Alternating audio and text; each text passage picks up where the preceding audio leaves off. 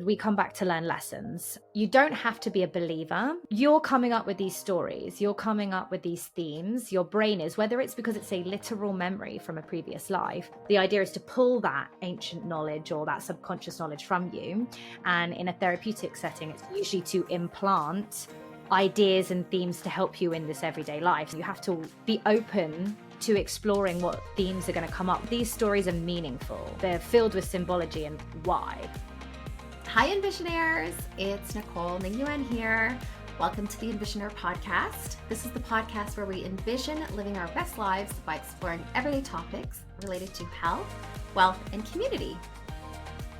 On today's episode, we have a very special guest named Sarah Jane McCausland, also known as SJ, and she is one of the co-founders of Longevity Gate, which is a consulting firm specializing in medical wellness, lifestyle, and longevity. She has extensive experience in marketing consultancy, but she's also a holistic psychotherapist and psychology and spirituality content creator. She has her own podcast too, which I will mention later on. She also has been specially trained in cognitive behavioral therapy, counseling, and hypnotherapy.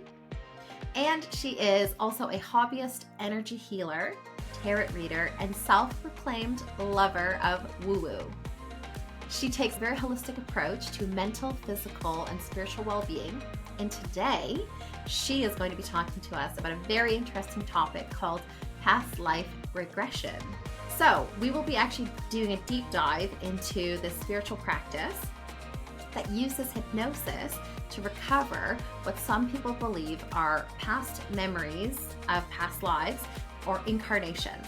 Very, very interesting topic. So a very, very warm welcome to SJ. Thank you for being on the Envisioner podcast. Thanks for having me. I'm excited to talk about everything woo-woo and mental health. Before we actually dive into past life regressions, I always love guests to share a bit more about their background and how they got into, for example, this, which is a spiritual practice. So tell us a little bit about your childhood and how you grew up and your path into spirituality. Sure. So it's a funny one, really, because I speak to a lot of people in my own podcast about having massive awakenings, and I myself did not have one. So for me, it was always a bit of an inner knowing. Just like I understand why people are not believers. If you don't have anything, if you've never had an experience, why would you believe? I'm kind of in the reverse. I've always had the experiences, so I kind of always did believe. So when I was younger, it used to be seeing spirit when I was a kid, and then also just having like family who were a little bit more open-minded with the woo-woo spirituality, as I called it. So when I was younger, my mum used to do things like angel cards, oracle cards, which are kind of like messages from the angels through card form. So all of that was kind of present in my childhood. So it was never anything weird. Yeah. Or I didn't realize it wasn't something that everybody believed. So I always believed in spirit. I always believed in ghosts. I always believed in angels. And then I would say my family had like an open-minded approach, but it was very kind of surface level, more new age. So like positive thinking, positive mindset. And then I maybe pushed it a little bit further than the rest of my family. So maybe like 12, 14, I started being drawn to tarot. So, and that scared all my family. They were like, oh my God, this is next level. Tell us what that is. Tarot.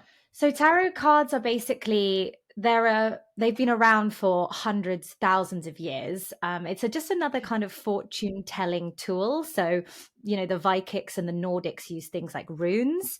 The tarot is more synonymous with like gypsy culture. So Romany, things like that. It's where most people associate them, but they've been kind of around since ancient civilizations as just tools of fortune telling, as kind of like a medium to receive messages from wherever you think the messages come from, whether that's spirit or angel or psychic. So that's kind of, I started dabbling, just practicing intuition. Yeah. And from there, I just snowballed into exploring everything kind of metaphysical, I would say. Right. And you did a little bit of energy healing. I remember you mentioned this to me before. You did a bit of Yes, energy that's healing true. courses? Do you know it's quite funny about the energy healing courses? I had been to, again, this is where my mum was actually already knew that world a little bit better than I had when I was younger. And she did a lot of energy healing and she found that it really helped her balance herself. And it's basically just the principle that you store your whole body has basically a natural energy flow. And so when you Mm, have negative experiences and events, your body energy can basically get out of balance. And so mm-hmm, somebody helps you rebalance your body's energy. And that can be mm-hmm, for mental health, that can be for physical health. I remember mm. I was about 17 at the time and I was so drawn to it that I said to my mum, let's do a course together so we can self heal. And it was almost like a bonding session for us as well. And we went and we literally just like ended up crying for 3 days and learning all about energy healing. And then I've basically been practicing as a hobbyist for 10 years plus. And I'm also a practitioner. So I have like practitioner level, but Mm-hmm. I do it more for friends and family still.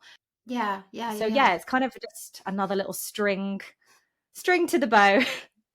yeah. I love it. That's amazing. And then how did you, sorry, okay, I actually want to ask like my own personal question on this. Like healing Sure. others, um, because I can understand healing yourself can be very like empowering and I'm sure healing others can be, but then how do you protect your own sense, like your own well-being and your own energy from not absorbing others? Because that's something I've always been curious about. Yeah, it is a hard one actually. I think there are things you can do to protect your energy and everyone can do it Mm, regardless of whether they are um being healing in an official capacity or not, because a lot of the times people will feel drained by sometimes mm-hmm. friends and family who we love dearly and they're not even meaning to, but they are literally taking your energy from you and all you're trying to be is like a listener, a bystander. So everyone can benefit from some grounding. And just the best Mm, way to do it is literally well, the way I do it anyway, is just to imagine like a very solid white light, impenetrable white mm, light surrounding mm. me. And it's kind of just an intention to create an energetic barrier from you and Yeah. people around you. So you can still turn up and show up, but you're Hmm. literally not giving away your life force, which happens Wow. inadvertently. Yeah. Yeah. Yeah. Especially if you're an empath. Definitely. And even when you're on the train and things like that, I used to get I Mm. hate big crowds and I still don't really like them, but I used to really hate them. And now if I'm going into big groups of people, I'll just be like, right, let's like shield up. And I just like Energy unconsciously light. do that now. Love it. Literally. Just to Yeah. protect. 100%. No, because I think like I'm a very empathetic person and I notice that when I'm like listening to a person I care about, their loved one, Mhm. or even just random strangers, but more the people who I care about a lot, I feel like Yeah. if they're upset or angry, it's very hard not to just like empathize and then have Mhm. that sort of like absorb it. And I'm always like, ah, so I'm like, nah. So I just try to Yeah. avoid. I'm like, not today, not today. No, but Not no. happening today. But maybe Yeah, you the should get that idea. barrier. Okay, that was a digression, and thank you for that because I've always been curious, and I No worries. appreciate that you sharing that. No problem. But yeah, so getting back, so then how did you get into past life regressions? How did you get into that aspect, that spiritual practice? Sure. So I kind of was just so drawn to, and I don't even know looking back whether I was drawn to the spiritual side of things from a psychological perspective where I was trying to find meaning and understanding of the world, or I was just genuinely curious in like things I didn't understand. But either way, I was very drawn just to everything I didn't know. So that Mm-hmm. is what eventually ended up leading me to psychology and like mental health. But as a starting point, it was wanting to understand the signs that I would see, like from spirit and things like that. So I just started doing meditations on YouTube, literally just like how to Zen, how to hear your inner voice, how to connect. And it kind of spiraled from there where I did meditations of like how to meet your spirit guides. And I didn't know Mm. anything about that side of thing, but I just wanted to see what happened when I tried the meditation. Mm-hmm. And then in during that journey, I found like I literally just came across videos how to remember past lives. And I have always Mm. believed in reincarnation. And again, it was never like a awakening. It was just like a yeah, like that makes sense to me, that I've lived here Mm-hmm. before and that I'll come back again, and Yeah. we all have like lessons, and this is not the final ending. And because I see spirit, it's like, well, I know they're there, so Yeah. something afterwards for sure. Mm-hmm. So yeah, and then I basically just found it through YouTube, Right. and I did one, and I did a self-guided Oh, that was your first experience. first experience. Wow. Wow. And so how, okay, well, sorry, wait, let me get back. You said one thing, you said it twice actually, and I want to know what that means to you. Yeah. You said that you see spirit. What does that mean exactly to Mm. someone? Because I Like, think I know what it means. yeah, Yeah. so like spirit, like I said, it kind of means something different to everybody. So some people like literally Mm. see what they consider ghost spirit, but for me, it's more like feeling the presence of spirit. So the like Yeah. support, the guidance, and like whether that's angelic or ancestors, I can't pinpoint. Mm. But I have always Mm. felt that sense of like, I've got a support team in spirit, not on this plane, not physical people, but Mm-hmm. things supporting and guiding me. And I was drawn to kind of like try to put a name to a face, if that, a face to a name, whatever way, because there's neither. But that's what I was drawn to exploring, like who and what is this presence that I feel that guides me on a Mm-hmm. day-to-day Mm. basis, like that Right. drives me and my family, you know? So Yeah, I that's what love I was that. drawn to. Very cool. And so, okay, so when you did the past life regressions, then what was it, the self-guided one? Did you experience something that was quite profound at the time, or was it just a dabbling? Yeah. Do you know what? It was supposed to be just a dabbling. And then I found it genuinely quite profound, which was Mm. surprising because I'd done the other meditations before, and it was just an exploration of like, what's coming through when I close my mind and ask myself questions. And so the YouTube video was literally, I think it was only half an hour, 40 minutes long, because there were ones that were 2 hours. And I was like, I have not got the patience for that. We need to get into the subconscious and get me back out because I've not got 2 hours to spare. So it was 30 minutes, and it's basically just a guided talk where they, you know, put you deeper into hypnosis, which is kind of relaxing exercises basically. So down deep staircases and through doorways and muscle relaxing, things like that. And then Mm. they asked me to look at basically a series of doors. Like you come to the end of a corridor and you see a series of doors. These are your past lives. Now, they said if you see anything distinct about a door, maybe Mhm. go to a door you're drawn to, because we want to find a past life that has lessons for you to learn in this life. We don't just want to go back and look for the sake of it because you've got loads of them. So let's pinpoint a couple that'll be useful. And then I Mhm. went through the door and I basically found myself in a forest. And it's a very weird experience because you have your conscious mind that's there Mhm. and active, asking questions and experiencing it in real time. So I could see the forest and I was thinking, okay, where am I? Yeah. What's going on? And then the Yeah. answers come from a subconscious part of your mind. And it's really weird feeling because you're like, I'm answering my own questions, but I don't understand where that knowledge is coming from. So Wow. in the meditation, I saw like this little dog, and my conscious mind asked, is that my dog? And then my subconscious mind went, no, that's Jacques' dog. Who is Jacques? I What? don't know. Why was I with his dog? Wow. I don't know. And but that was the answer that came instantly from Wow. somewhere within me. So I was sort of like, it's a weird Wow. experience because Yeah. where's the knowledge coming from? And so that's what I basically, because it was a self-led exercise, that's what was happening. And and then the sort of audio says, take yourself to a significant moment in that lifetime. Yeah. And Yeah. I was basically in a significant moment. I was about 8. Basically, I had a little brother, and our mother was like very sick. And basically, all of us Oh. died of like plague. So it wasn't a very exciting life. Um, No. No. but you get drawn to that. And then the voice kind of asks you, like, why do you think you were drawn to this lifetime? What lessons do you think we're here to learn for Yeah. you? Right. For me, I felt like it was a lesson in like valuing lifetime, because I've had lives before where I didn't really get to live. And so like to acknowledge the privilege of this Yeah. lifetime. And it was also just a case of understanding like a sense of duty as well. So Mm. yeah, it was it was a very short lifetime as well. Like it was a very short experience and it was quite Yeah. intense. So that was my first. Wow. I mean, fascinating. So fascinating. And then were you like, I love this. I need to explore this even more? Or were you almost like, was it possibly a little bit like scary? And you were like, oh, I don't really know about that anymore. Like, how did you feel after? Yeah, it was a weird, it was like, it's profound because it made me think I obviously have inner knowledge I didn't know about, because where were Hmm. the answers coming from? And that the Yeah. duality of that really weirded me out for ages, because I was like, what else is inside that I don't know the answers to? Yeah. And it was also sad. It was quite sad. I thought, but in a way I liked that it was kind of boring in a sense, because I Mm. thought to myself, if I go back and I'm Cleopatra, yeah, I mean, Yes. what are the chances that like I'm Julius Caesar? So I sort of like the fact that it was like some of your lifetimes are probably going to be Yeah. Yeah. Yeah. short Yeah. and Right. Right. not Right. very exciting. So I sort of Amazing. liked it as an intro. Yeah.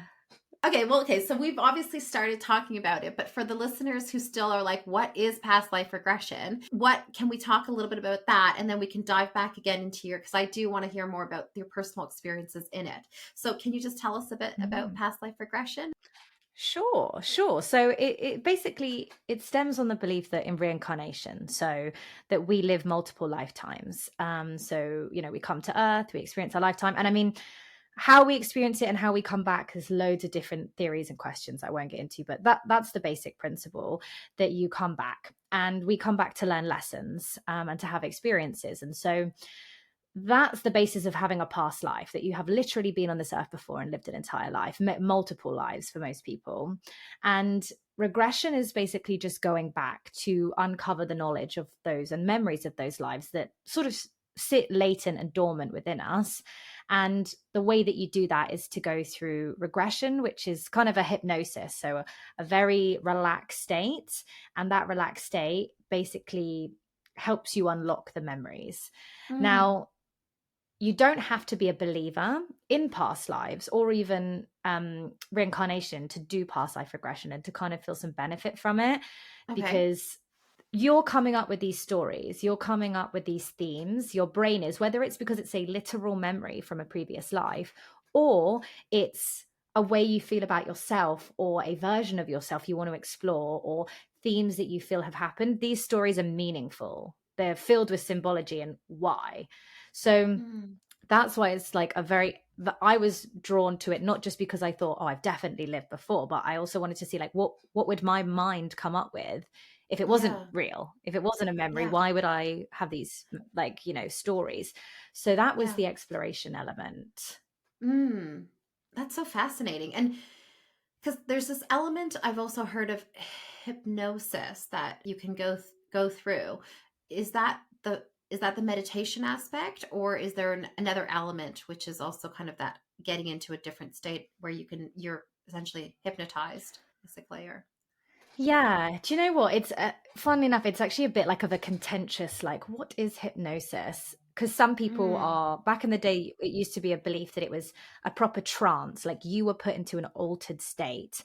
And mm-hmm, now, in like a more clinical mental health setting, because it's a therapeutic tool as well as a kind of tool of discovery, it's more mm-hmm, considered a state of suggestibility. So it's just deep, deep, deep relaxation. And when you're in mm, that deep, relaxed state where you're closed off from external stimulus, because you're so relaxed and you're so in meditation, that you're able mm-hmm, to either pull knowledge from your subconscious, or you're able mm-hmm, to plant ideas into your subconscious. So mm, this is mm-hmm, where it's kind of used for past life regression, is to, the idea is to pull that ancient knowledge or that subconscious knowledge from you. And in a yeah, therapeutic setting, it's usually to implant ideas and themes to help you in this everyday life. So like you can use it for public speaking to improve your confidence, you can use it for habits to reverse mm-hmm, them, you can use it for mm-hmm, anxiety to rehearse not being anxious in scenarios. So hypnosis has like a yeah. dual aspect. Yeah. Yeah, yeah, yeah, absolutely. And so you mentioned this idea of doing it like as a self-guided way. Are there other ways that people can do past life regression? Yeah, so you get a lot of past life regression therapists. So if you're trained in hypnosis, whether that's clinically for mental health or you can just be trained in it generally, you can basically help guide people through past life regression. So that audio is pre-recorded and I did it that way, but you can also do it live with a practitioner to guide you through that process of, I mean, Mm-hmm. there are pros and cons to each, but with a practitioner, obviously it's a two-way communication, so they're able to kind of prompt you, help you, guide you, and sometimes people feel a bit safer having a Mm. practitioner with you.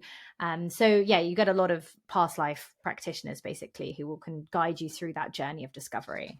And do you ever feel like if okay, so obviously I'm very open-minded to this sort of stuff. There might be some people who are listening who Mm. are like, "Oh, this sounds really scary." And I Yeah. mean, what if I'm like someone's implant some sort of weird suggestible thing in my head and I wake up and I'm a chicken forever? Like what would you say Yeah. to those people? It's a really common fear and it's totally like normal because a lot of what people are exposed to, especially in terms of your idea of hypnosis, is like Mm, stage hypnosis where you see people like you're now going to run around the stage and all that sort of stuff. It just does not happen like that. So with stage hypnosis where people are listening to suggestions and doing things outside of their control, that is majority social pressure. People just feel like they mm, should react that way because they're on stage. When you're in a mm. private setting with a therapist, you cannot, it puts you in a state of suggestibility, but you have to be Mhm. willing to take Mm. on the suggestion. You have to want it as well, which is why hypnotherapy actually doesn't work as a therapeutic tool when people believe that it's like you're gonna just fix me. It's very Yeah. much a no, we're going to work together to give you the ideas that you then need to take on board because you want them. So Yeah. you really have to want the suggestion for it to work. And same with the past life regression, you have to kind of be open to exploring what themes are going to come up, whether you believe literally it's a past life memory or you believe your brain's going to create a story. You have to be open to, Mm. because if you think, well, I'm not going to receive any information, you're literally not going to receive any information. Yeah. Yeah, So, yeah, yeah, yeah, yeah. Exactly. so And there's no fear in implanting. yeah, okay. That's good. That's good. Yeah. So there's assurance that even if someone, let's say the person, the instructor had some like weird thing going on, like some weird agenda, you don't think that that can be effectively implanted or anything like that if someone's in that deep state.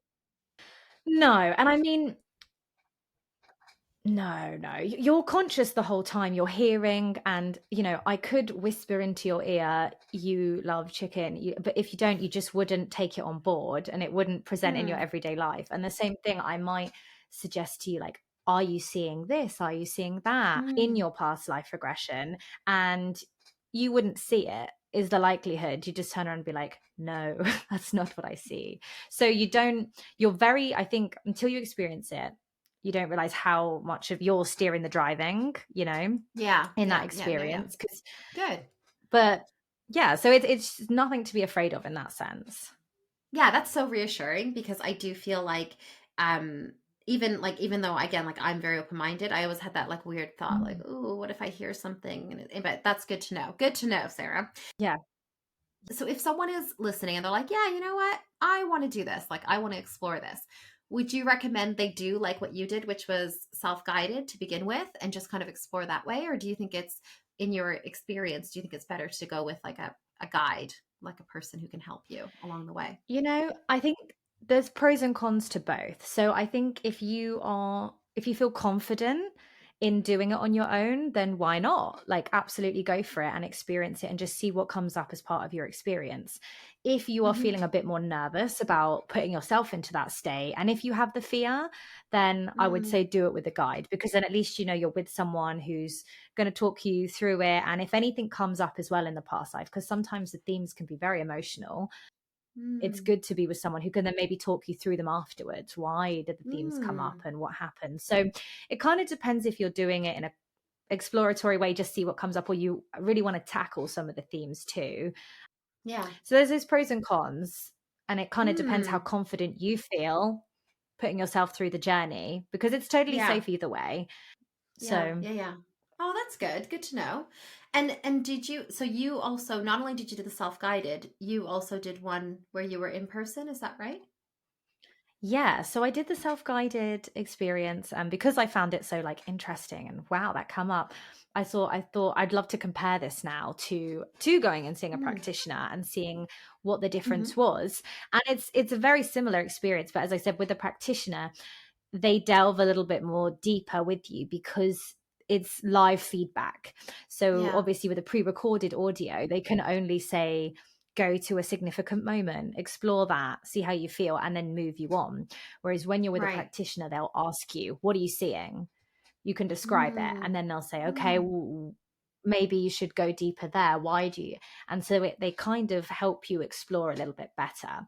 So with my experience, it was, yeah, it was a whole nother lifetime that I went into. And I don't know if you want me to go into what I saw, but 100%. It's we up to had you. that. We'd love to. Yeah, yeah, yeah, yeah. Please Sure. do. Okay. Well, I just, Yeah. don't want to bore you with all my past lives. No, No. Love it. it was, yeah, it was very interesting because obviously he's the guy who basically delivered it. He was just a local, and I literally just Googled past life regression near me and found him and just went one Love day. it. Just why not? Yeah, It's yeah, just like, yeah, what are you doing yeah. this Saturday? Past life regression. Love So I went, it. and why not? It was, he'd obviously done a lot of people before, and his advice to me was, when again I came to that same corridor where I saw the doors which basically represented previous lives, and I had quite a lot of them.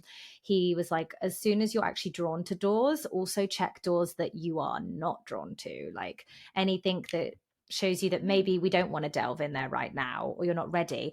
And I did actually have, I would say, 3 or 4 doors that were pitch black, and he was like, let's Oh. not go there because they're probably Oh. horrendous. Because, Hmm. I mean, let's see, if you're going back to a life in the Middle Ages, Yeah. I can't imagine it was much fun. So we No, were just sticking no. to lives that were relevant. Yeah, And yeah. yes, we went back into a life, and I was in the Americas, basically, somewhere in North America. I was in some town, again, it's sort of vague, and it was something Apple. And I lived in a house. We didn't have slaves, but we definitely had indentured servants, basically. Mm. We had a Mm. farm, and he asked you to go to significant memory. And my memory was sitting by a hearth with a kind of nanny, warming my toes and fingers and thinking like how much I love my nanny. But I never really saw Mm. my parents. So that was the memory. And then he says, go to your next significant memory. And then I'm about 17, and I'm basically in love with a farm hand, one of the guys that worked the farm, Mm. and we were going to Mm. run away together. So I was waiting for him to turn up, and then he never turned up. And I never knew what Oh. happened to him. So, like, he didn't turn up to the farm the next day. No one knew what had happened to him. I didn't know if he died, if he'd run away. I literally had no clue. And then it was kind of like the heartbreak. And then the practitioner said, okay, now go to your next significant moment. And my next significant moment was literally being like 45. So the life jump was huge. And the Mm. town had dried up, and I lived on the house on my own. And I basically committed suicide in that lifetime. So I Oh, saw yikes. myself drink from a kind of old fashioned bottle, and then I saw my body, literally like saw myself leave the body, and then I could see myself sort of slumped in this chair. Yeah, it was weird because that was a unique experience as well, to actually be see your sort of soul leave your body and then be looking down at your body in that lifetime was Wow. very, Ooh, I got yeah, chills. it was an experience. And I didn't know that you could even have like be an in between in Yeah, your yeah, yeah, yeah. memory. Wow. And so Wow. I spoke with him about it afterwards, and I said, that's, it's quite weird that I saw myself leave my body. Like, do you ever, is that common? And he said, yes, actually, people have memories of also being in between, being like spirit. So he Wow. told me a story about how he had a lady that came, and she committed suicide in her life. And then she remembered being a spirit watching her husband dealing with the grief of her going. And that actually Wow. came through as her memory, not even her life, but the period of watching. Wow. So it's very, yeah, I mean, Ooh, wow. Wait, and then what happens? Like, then at some point she decides she's ready to go on to the next iteration. Is that right? well, so in her story, she then watched her husband commit suicide as a result of the grief of her passing. And it Oh. was at that point that they went basically onto the afterlife together, and that's where her memory Mm. stopped of that lifetime. So, and then Wow. again, it's an exploration. If that was a real memory, if that was a real lifetime, what did I learn, and what can I work through, and maybe what are some of those themes from that life that maybe presents in this life. Mm-hmm. And Mm-hmm.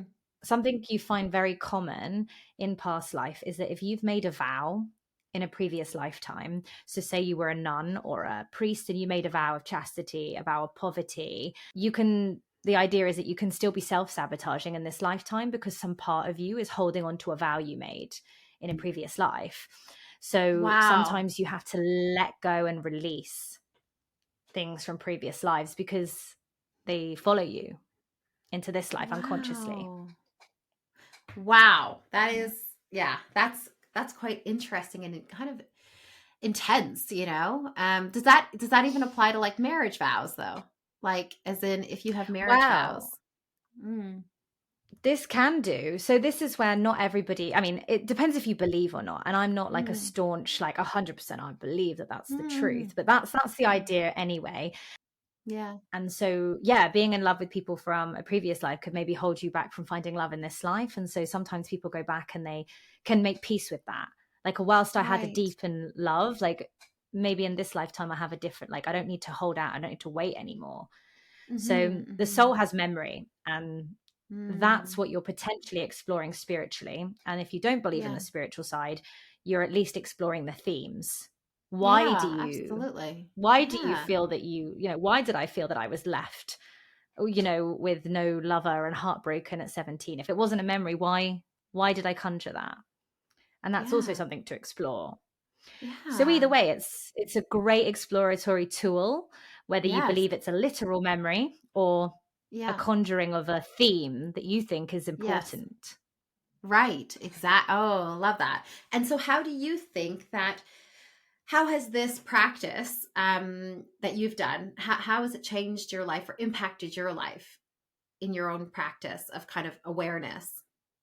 Definitely. Do you know what? Weirdly enough, I had when I was younger, I had quite a bit of I would say a distrust of men. And I know it sounds bizarre because I have four brothers, all lovely. My dad is lovely. My stepdad is lovely. I've no reason. I'd never been Right. heartbroken. No one had ever hurt me. Like, I just had no Ah, reason yeah. to distrust. And I remember it being such a theme in my teens, being like, but I don't trust. I don't trust.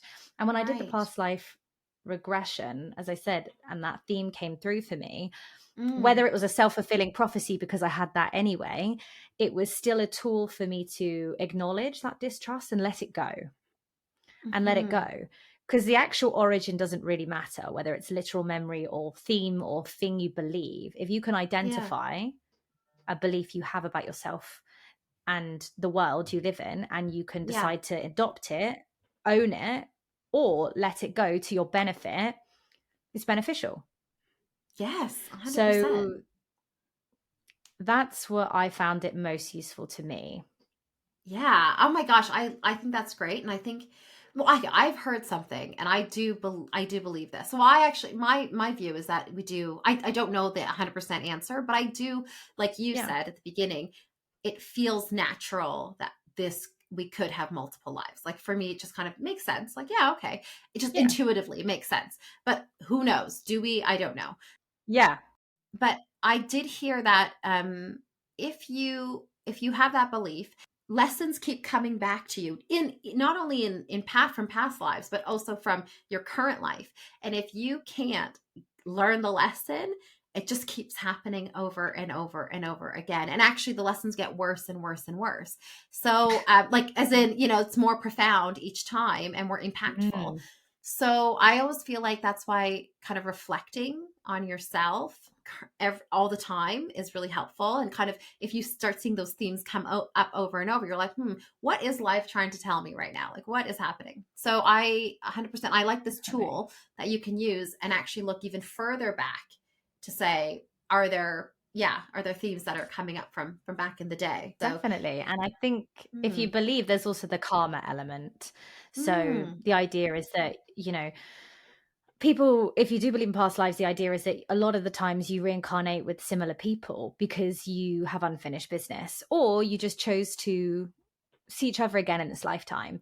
And so sometimes it hasn't come up for me, so I can't speak to it personally, but other people who do past life regression say that they will go, oh my gosh, it makes so much sense. My mother was actually my daughter in a previous life. And Yes. so the way, because our relationship is actually turned, it makes sense to me now. So Yeah. sometimes it helps understand relationship dynamics as well, and dealing with karma. So maybe you don't have a great relationship with somebody in this lifetime, and the idea is that you need to make peace, and you're going to keep exploring this until you find a way to make peace with people in this lifetime. Right. So regardless of what comes up for you, you can use it. Yeah. Love it. Love it. Amazing. Thank you, Sarah. This has been so great. Thank you, Right. SJ. Now we're wrapping up now, but we're on to the Envisionaire questionnaire segment of the podcast. And this is a fun feature that we ask every guest, and we ask guests actually to reflect on their past, present, and future. So if you wouldn't mind answering some of these questions, I think it'd be very insightful. Sure. Yeah. Okay. So if Let's go for towards it. your past, amazing, amazing. Okay. So looking towards your past, if you could give your 15-year-old self any advice, what would you give her and why? Oh my gosh. That's a hard one. I think, funnily enough, it comes back to that. Like, I would just show her who I am now, and I would be like, look, this is what you become. All the things you fear you won't be, you will become because you fear them. And I often find that what like blocks the path becomes the path. The things that block you and scare you become the things that you embody the most, because it's what scares you and what blocks you. So I think I would just remind her, like, all those things, they are just stepping stones to becoming. Oh, love that. That's so nice. I'm sure she'd be so excited if she met you Should be now. happy. She'd be like, yay. Yeah. Yeah. Amazing. And like, you can do a lot of inner child healing like that as well, just going back and Yes. showing yourself who you are now, and it's very healing.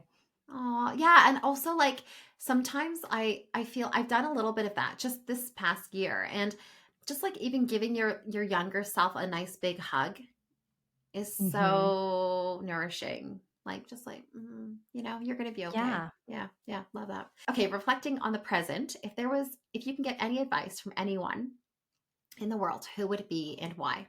Okay, super random, but I would love to have some advice from Steve Bartlett. You know, the Diary of Oh, a yes, CEO yes, yes, yeah, guy? yeah, yeah, yeah, yeah, yeah. Yeah, I would just like, he has spoken to so many unbelievable people in across various fields, and I'd love to kind of just say to him, like, what do you take away from it? What's your main points? Because I really Yeah, resonate with him as a person. So yes. yeah, I think I'd just be like, give me all that knowledge, but in a snapshot. Like, let's be efficient. Take your hours of interviews and experience and just like break it down for me. Top two, Yeah, top yeah, three. yeah. Yeah. Totally. Oh, he'd love that. I'm sure he'd love to have a sit down with you.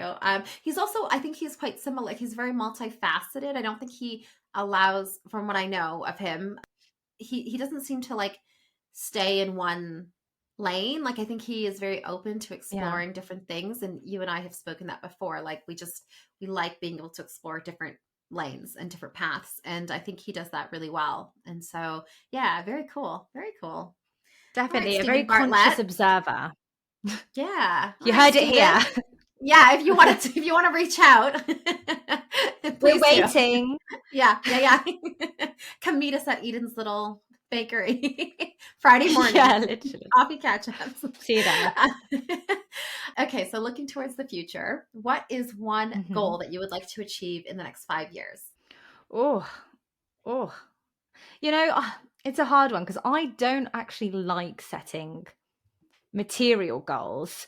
So, because the human brain actually doesn't know what's going to make it happy. We like, studies tell us this, that we don't know what will make us happy. We only know from our past experiences. So I don't know what's going to make me happy in 5 years. So my goal is to be happy, to be abundant, to be in love, like with the world, and then let the material goal work itself Yeah. out from there. Amazing. So It's not very specific, but that's, I don't know. So I wouldn't want to lock myself into a goal. No, but That I might think not make that's me very happy. specific.